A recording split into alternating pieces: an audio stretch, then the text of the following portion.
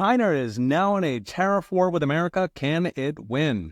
Last week, Donald Trump paused his worldwide tariffs, pulling them down to just 10% on everybody but China, who got a special rate of 125%, which they soon matched as expected.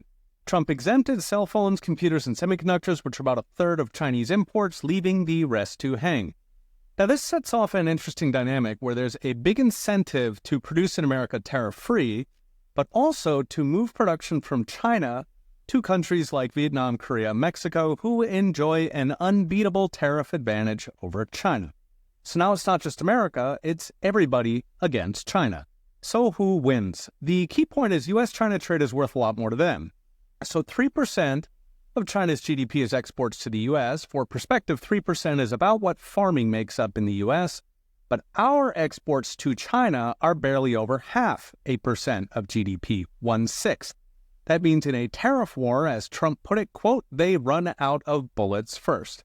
Still, there are other ways China can fight. The four big ones are denying critical exports like rare earths, pressuring U.S. companies in China, devaluing their currency, and the big one, selling off China's mountain of U.S. treasuries to crash our bond markets.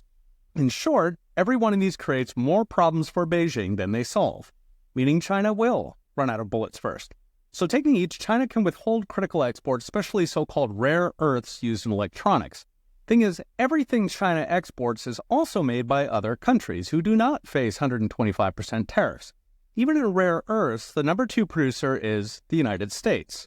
So we could fully replace China bypassing environmental red tape, and in the meantime, we get rare earths from Australia or Thailand. Next, China can pressure U.S. companies with political harassment. The problem is China relies heavily on foreign investment, which already went negative before Trump as companies fled to Vietnam or Mexico, so they would be shooting themselves in the foot. Number 3, China can devalue their currency, which they did last trade war to cancel tariffs.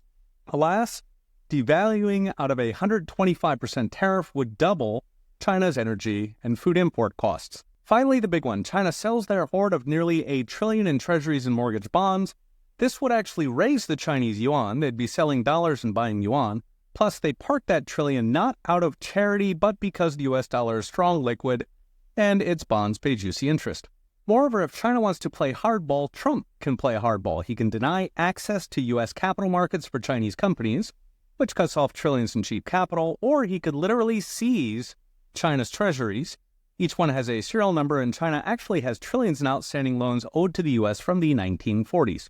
So what's next? Brought to you by OnChain.com. Last week, China's message was, we will fight to the end. This week, China is saying it wants, quote, dialogue and consultation. Life is easier for Trump with a trade deal with China that boosts U.S. exports and brings at least some production home. Life is certainly easier for China, who has a lot more to lose and few good cards to play. A new Roundup podcast just dropped. Search Peter St. Onge wherever you enjoy your podcasts. So Kay will be watching. See you next time.